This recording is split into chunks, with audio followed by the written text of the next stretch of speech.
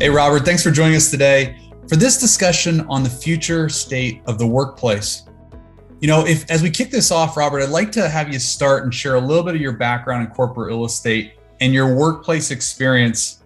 I've been working with you for a number of years and love to have you share some of your perspective on all that's changed in the workplace over the last few years. Thank you for having me here today and to share a little bit about what's going on with me and in sort of the future of work.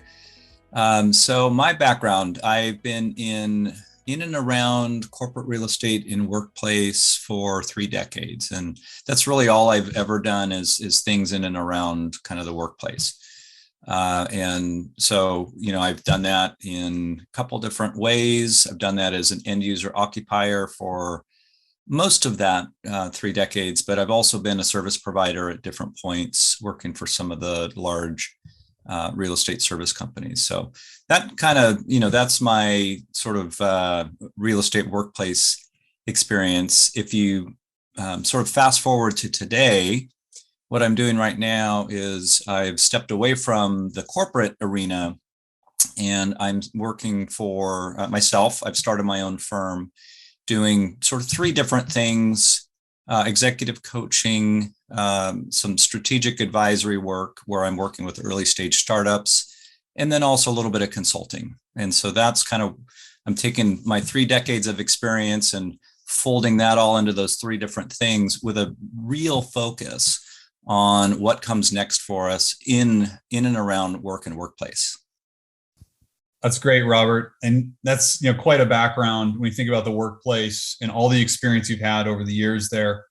Now, as we look at your new role, can you tell us a little bit more about your focus now at the Integri Group? Yeah, the past year, my focus has been it's been a lot about, when I was with ServiceNow and I left ServiceNow in May. So the last year until May, it was all about laying the groundwork for ServiceNow's next way of working. And, we had moved sort of beyond the crises of the pandemic and started to do the forward thinking of what's the next workplace going to be for ServiceNow. And that's really where I just fell in love with this idea of focusing on what comes next.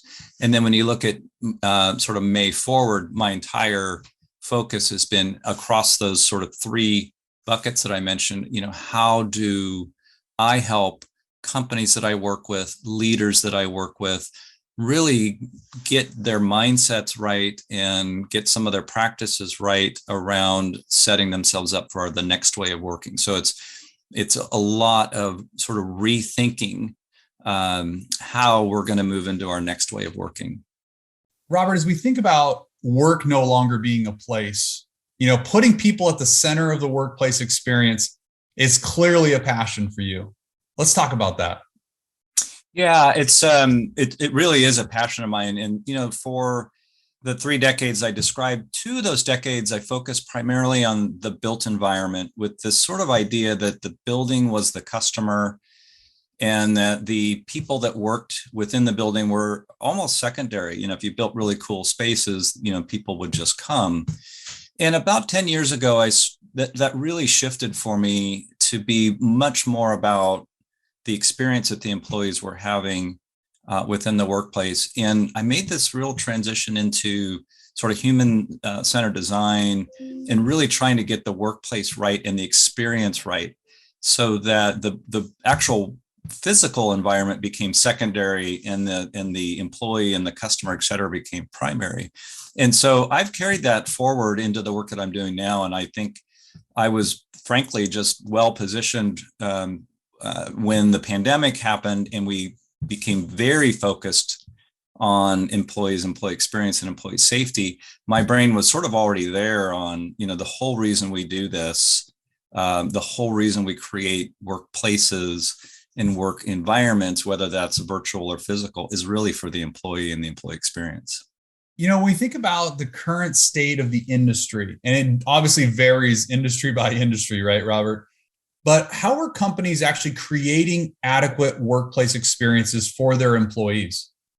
Yeah, we're sort of in this massive transition period. There's a lot of confusion, a lot of ambiguity, and a lot of companies and employees trying to figure things out. And so when you think about, the way we sort of exited the workplace in 2020, we did it in one fell swoop. There wasn't a lot of options. It was, knowledge workers at least go work from home. And, there wasn't a lot of ambiguity to that. It was, that's what we're going to do. And nobody appreciated that it was going to be for as long as it was, but it was a pretty clear message. Now, as we've started to return, folks to the workplace and think about future of work and think about, how do we do this in a way that's fairly orderly? What we've figured out is that, the way people want to work is very different and from where it was when we all went home, in 2020. And people have sort of discovered a couple things. I think a couple of really important myths have been broken, to be quite frank with you. One of them is that culture can only exist in the company office. That's certainly been blown up because companies haven't fallen apart in the last, 18, 19 months. And the other is that, productivity is reserved for the company office. Well, that's not true either. We've all been very productive, and thank goodness for, sort of the digital transformation that many of us had gone through, because that really held up the companies and the employees' ability to do their work over the last 18, 19 months. So, those myths have been busted. There's a lot of ambiguity. Employee sentiment is, hey, we want choice and flexibility. On whole, that's what you're hearing. Companies are trying to figure out what that means, because there's still a fair amount of thinking that, culture exists in the company workplace. And it's going to be very hard for me to have a distributed workforce, even though we've all been distributed, for the last 18, 19 months. So companies are trying to figure out what that means for them and how to make that transformation or not. Some of them aren't actually going to make it, and they're going to sort of go back to the way things were. Employees' sentiment has changed a bunch. They're trying to figure out what's important to them. They're trying to figure out, do they want to go back? Do they want to relinquish this power of choice that they've now inherited because of the pandemic and because of those myths being busted? And so it's really squishy period right now that folks are figuring things out. What I find really interesting is that, we're trying to, in the workplace industry, we're trying to figure out how to plan, how to bring people back, how to plan our real estate portfolios, et cetera. And we're still missing a really key component, which is the employee behaviors. We actually don't know how employees are going to behave, how they're going to come back. Are they going to come back? We're sort of missing a lot of that. And we probably won't really know what that looks like. I would bet for the better part of about the next 6 months, we won't really have a strong sense of what those behaviors are going to be, so that we can really start our planning efforts. So with all this ambiguity, Robert, what is the future of the workplace then? Yeah, I believe, and I've said this really since about April of 2020, that, that the power of choice and flexibility is now in the hands of the employees, and that's around where they work. And I think you can even look at that as being extended to when they work.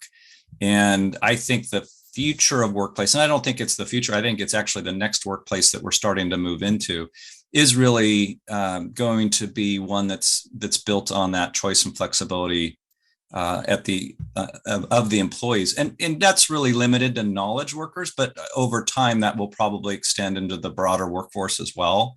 So, that idea of choice and flexibility really sort of changes the way we've worked for decades. Now that choice and flexibility of where I do my work, the choice and flexibility of to a great extent of when I do my work, which modes I do my work, that's going to be a lot more fluid. In that choice and flexibility, the power of that decision making rests with the employees, and employers are going to have to come along with that. And then that changes a bit, that sort of the contract, if you will, I don't mean in the literal terms, but sort of figuratively, between the employee and the employer. And it's going to really sort of change the way we think about work and workplace, the way we think about digital tools, the way we think about culture, the way we think about collaboration. Those are things that are going to shift and transition while we sort of watch employees take control of this choice and flexibility that they have. So, Robert, when we think about the employee experience being the number one priority of companies right now, what would you tell a company who doesn't have this as their top of mind right now? Why does this matter to a company at this exact moment? Well, I think there's a very simple idea behind that, which is, we've talked about this. This term is such an aggressive term, but the war for talent, and it's been the case for the last several years that talent is scarce for many of these firms. And so there's already that perspective that the talent being scarce, there's a bit of buying power, if you will, in the hands of the employee, right? So that's already there. Now you take these shifting winds of, employees want to have choice and flexibility around their wear. If companies don't sort of embrace that, employees will vote with their feet. We're seeing that. I think the great reshuffle, the great resignation, whatever you want to call it, is a real thing. There's certainly data that would support that that's happening. And that's going to be employees that are voting with their feet. And at the end of the day, what these companies never want to have happen is a disengaged workforce. And that disengagement is going to come if the employees aren't met with the things that they need and want in their lives. And choice and flexibility is certainly one of those things. So, I think the big aha moment for a lot of companies is going to come when they start to see, if they don't embrace kind of this next way of working, when they start to see their attrition numbers go crazy or their engagement numbers start to drop. All of a sudden, companies will be falling all over themselves to try to fix that. So, Robert, how exactly can employers actually create this option for their employees for flexibility and choice with how they do their jobs and how they work? Yeah, a lot of it is going to be based on how they enable the work that the employees do. And when, we were very fortunate that the pandemic hit at a point in time when many of our digital workflows and technologies and virtual tools were already in place. Because I actually can't imagine if the pandemic happened 10 years ago, what that would have been like, because our ability to work in a distributed fashion then versus now is so different.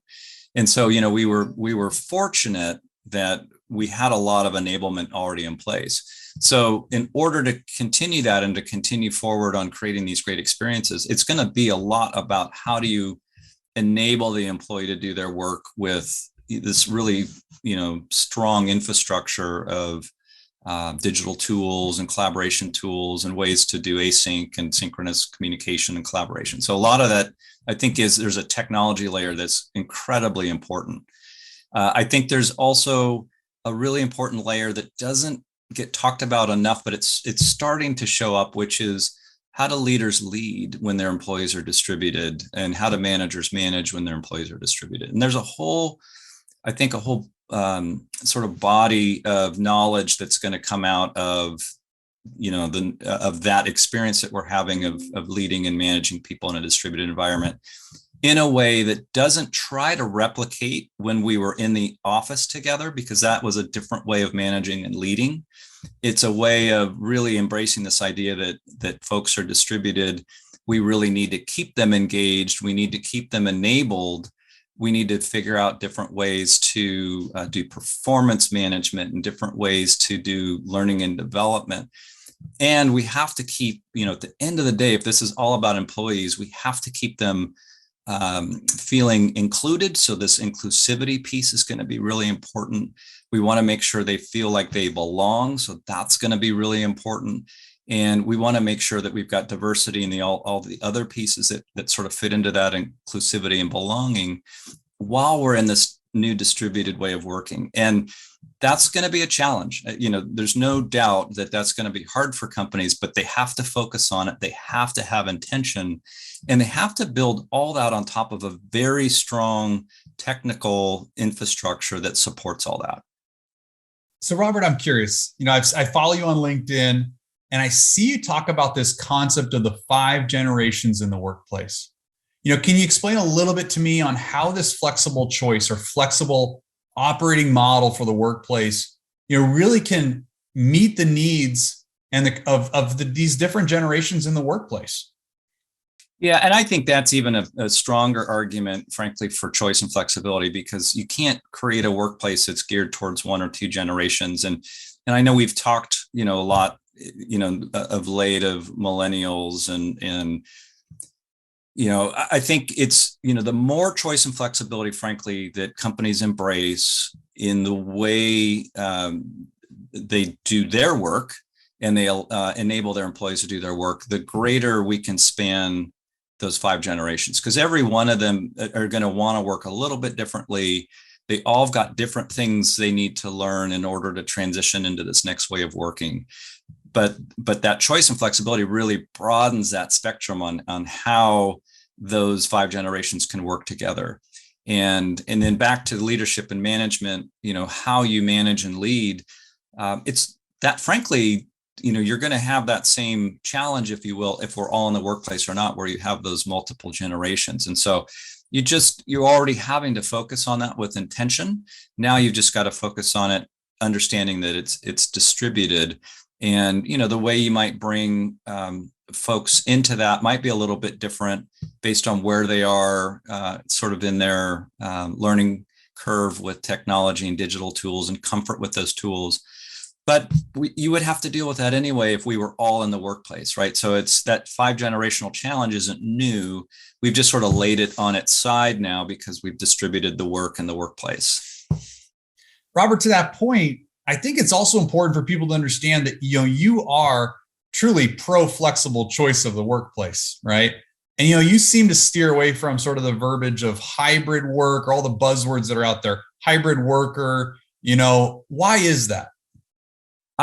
So I think our current language, I struggle with all of it, to be quite honest. I'm not remote first or remote centric. I don't think that's the right approach. I worry about the way some of the hybrid methodologies are being interpreted. I'm all about choice and flexibility.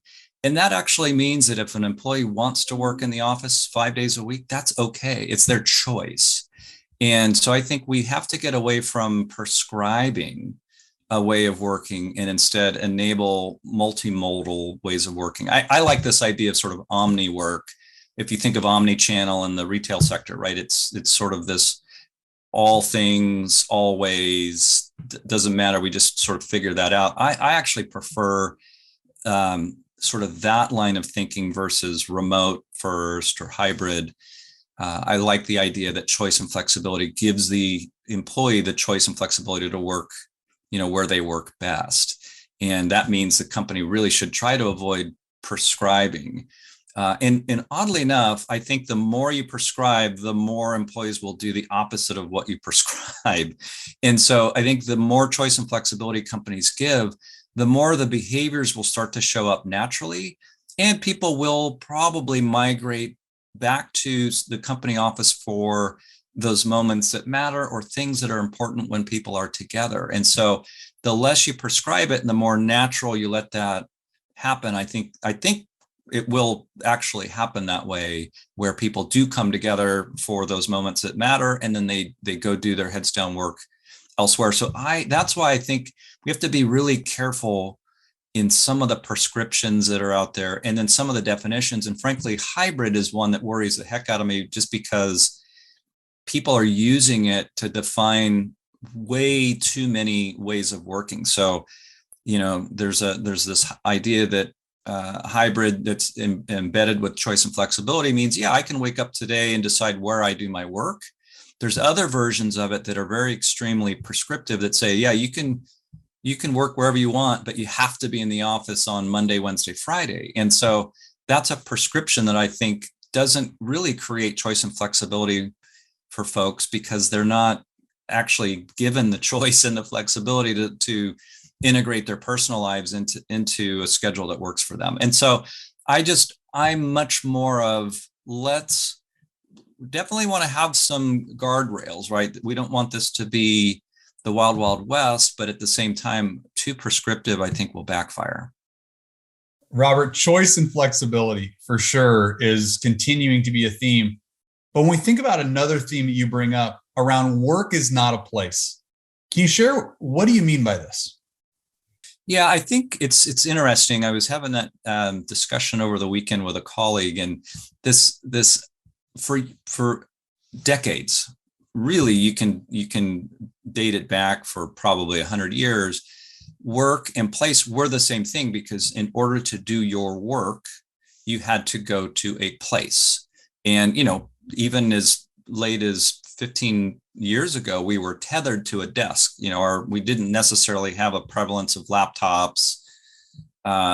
We still had a lot of folks that were physically tethered to their workstations and telephones. And so, that idea that work and place were kind of the same thing is very true, because we had no choice really but to go to a place to do our work. That got conflated. It's been kind of conflated for decades and decades and decades. Now we've been able to sort of decouple work from place. And frankly, the digital transformation has really allowed that to happen. When you think about digital workflows, you think about Zoom and Teams and all these other collaboration tools. Slack is certainly a big part of that. We've been able to sort of say, you can do your work away from a place. You're not tethered to that place anymore. Now, there are many jobs that do have a tethering effect, and those have to be thought about in this next way of working as well. But the vast majority of knowledge work would suggest that you can sort of separate the work from place. That means that when you come to the place, the work that you're doing there may have it's a non-tethered type of work. And so I think it's just really important to keep in mind that we've sort of decoupled work from place. And as we go forward, it's unlikely that those things will become coupled again.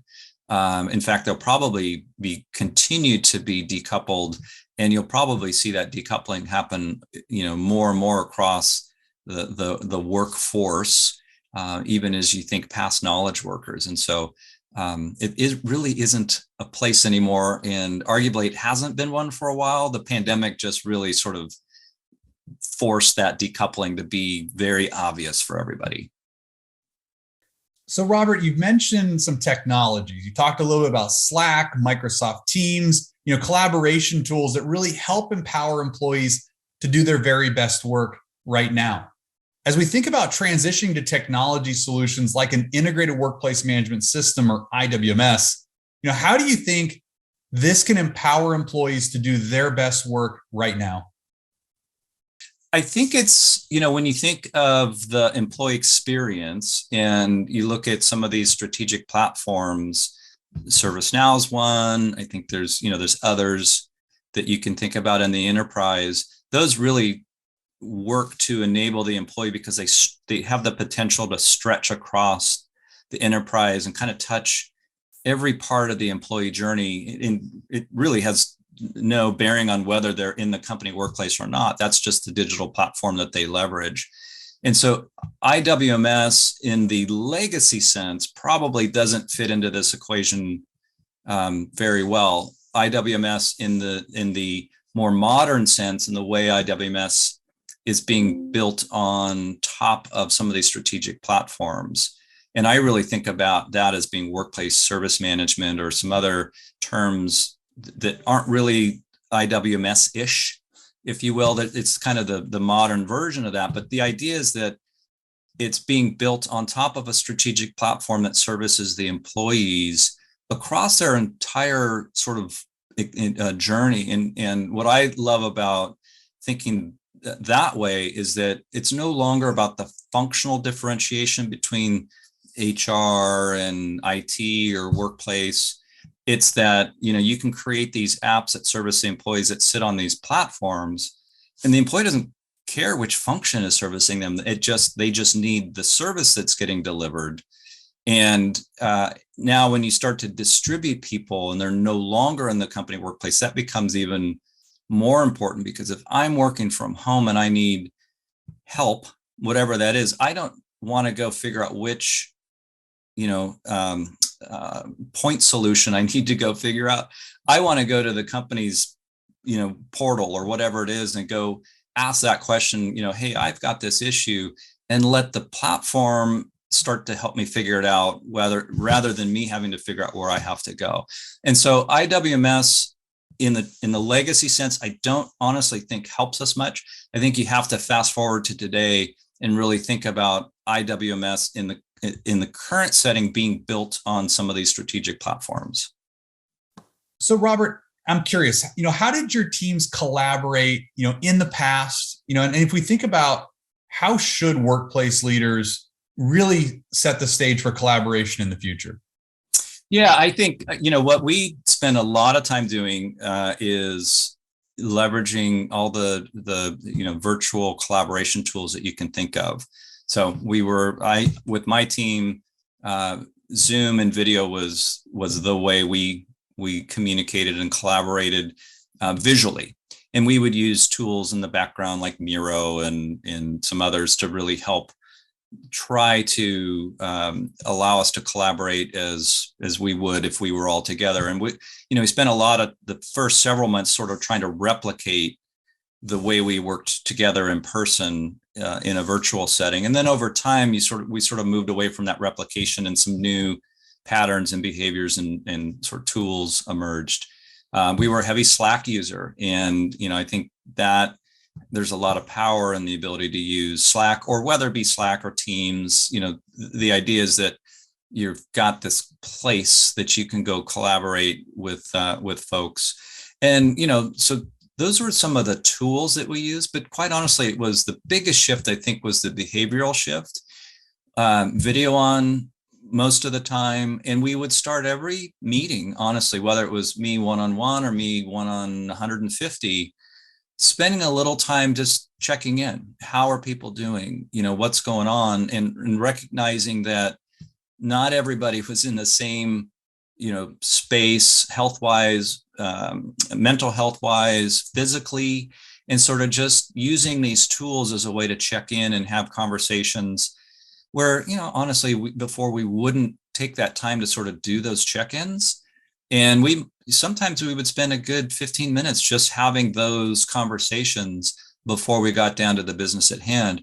And the tools, the collaboration tools, really helped enable that, because it leveled the playing field for everybody. We were all in on the conversation. It didn't matter if you were, physically in the room, which obviously wasn't happening, or whether you were, the furthest distance away. Zoom really allowed us to be together and have those conversations. And then the digital just sort of helped enable all of that. And then you think of, how our work moved around. Well, obviously digital workflows was very critical in that. And then using, different tools to, at ServiceNow, we obviously have the whole emergency app suite that we had, obviously working with Nuvolo. We had our digital, all of our spatial information together. So it allowed us to really leverage the tools that we already had in new ways and figure out kind of different ways to use them than we might have done, when we were all physically together in the same place. So Robert, in terms of the clients that you have today and the ones that you're working with, if I'm a workplace leader, an audience member viewing this video, what are the main things that I should really be focusing on within the next 6 months, to ensure that I am not missing the mark? Yeah, I think it's all about the employee. And so any process you build, any tool you implement, any policy you're building, you have to build it from the employee out, not the company in. And I know that's backwards for many companies, but that's really going to be needs to be the focus and the intentionality behind start with the employee and work outward. And I think that's going to really serve employers and enterprises well if they do that. This idea that the sentiment has shifted and employees I believe, do own the power of choice and flexibility in where they work. Employers have to, over the next 6, 7, 8 months, really appreciate that, understand that, and try not to take that back, because I think if they try to take it back, employees won't give it up willingly. And so it'll just create a lot of tension that doesn't necessarily need to be there. I would also say none of this is about real estate, to be quite honest. All of it is about allowing the behaviors of the employees to start to show up before we make any massive decisions. In other words, leave a lot of room for experimentation, leave a lot of room for things to change, more pivots to happen. We've been surveying employees for the last 18, 19 months in hearing what they want, where they are they healthy, safe, et cetera, and then what do they want in the future of work. We're asking them all those questions without them actually having gone back into the workplace or to have a lot of context yet, or the context they do have is the early 2020, late 2019 experience. And so until the employees start to return to the workplace, figure out what really works for them, and establish kind of their own behavioral trends, I would definitely encourage employers to stay pretty loose. And then, as some of those norms and behaviors start to show up and the data starts to demonstrate what those behaviors are, then start to make, the more structural decisions around real estate portfolios and things like that. But I would not encourage anybody to rush into that, to massive change at this point, until we know how the employees are going to behave.